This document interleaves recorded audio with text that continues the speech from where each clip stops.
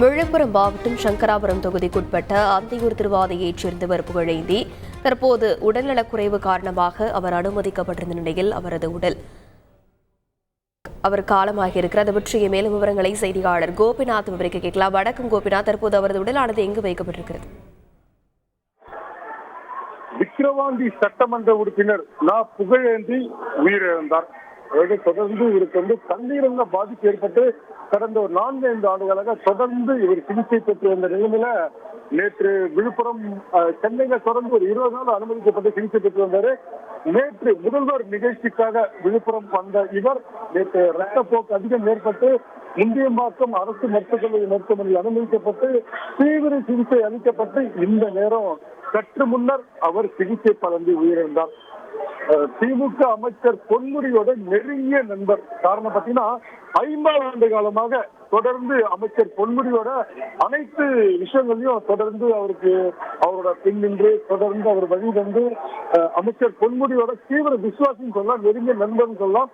தொடர்ந்து அமைச்சர் பொன்முடியோட பயணித்து வந்த இவர் கிராமத்தில் இருக்கக்கூடிய திமுக கிளைக்கழக செயலாளர் அந்த பதவியில் இருந்து தற்போது மாவட்ட செயலாளர் பதவி வரை தொடர்ந்து பல்வேறு பதவிகளில் கட்சி பதவியில அவர் பதவி வச்சிருந்தார். இது மட்டும் இல்லாமல் ஊராட்சி மன்ற தலைவர், ஒன்றிய குழு உறுப்பினர், ஒன்றிய பெருந்தலைவர், இதே போல தற்போது ஒருமுறை சட்டமன்ற உறுப்பினராக போட்டி போட்டு அவர் தோற்று போய் தற்போது மீண்டும் கடந்த சட்டமன்ற தேர்தலில் வெற்றி பெற்று தொடர்ந்து விக்கிரவாண்டி சட்டமன்ற உறுப்பினராக மக்களோட அந்த விக்கிரவாண்டி பகுதி மக்களோட நல்ல பெயரை எடுத்து வந்த சட்டமன்ற உறுப்பினர் சொல்லலாம். இங்க நம்ம பார்த்து காட்சிகள் தொடர்ந்து கட்சி தொண்டர்கள் விக்கிரவாண்டி சட்டமன்ற பகுதியை சேர்ந்த மக்கள் தொடர்ந்து கண்ணீர் விட்டு அழுகிறாங்க.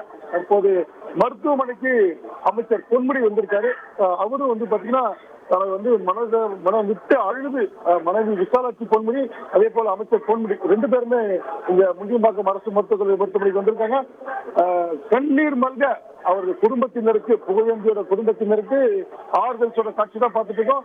அமைச்சர் பொன்முடி தற்போது விழுப்புரம் அரசு மருத்துவமனையில தொடர்ந்து அவங்களோட குடும்பத்தினருக்கு ஆதரவு தெரிவிக்கிறாரு, ஆதரவு சொல்றாரு. இவரு கண்ணீர் விட்டு அழுகிறாரு.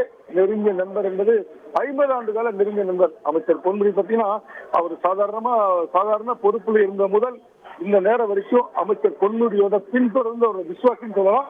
தொடர்ந்து அவரை பின்பற்றி வந்த புகழேந்தி விக்கிரவாண்டி சட்டமன்ற உறுப்பினர் சிகிச்சை பலனின்றி உயிரிழந்து தற்போது விழுப்புரம் முண்டியம்பாக்கம் அரசு மருத்துவமனையில அவரோட உடல் வைக்கப்பட்டிருக்கு. அடுத்த கட்டமாக தமிழக முதல்வர் விழுப்புரம் வருவதற்கான அதிக வாய்ப்புகள் இருக்கு.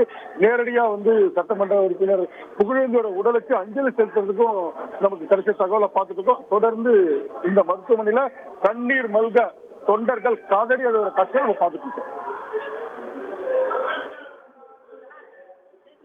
விரிவான விவரங்களுக்கு நன்றி கோபிநாத்.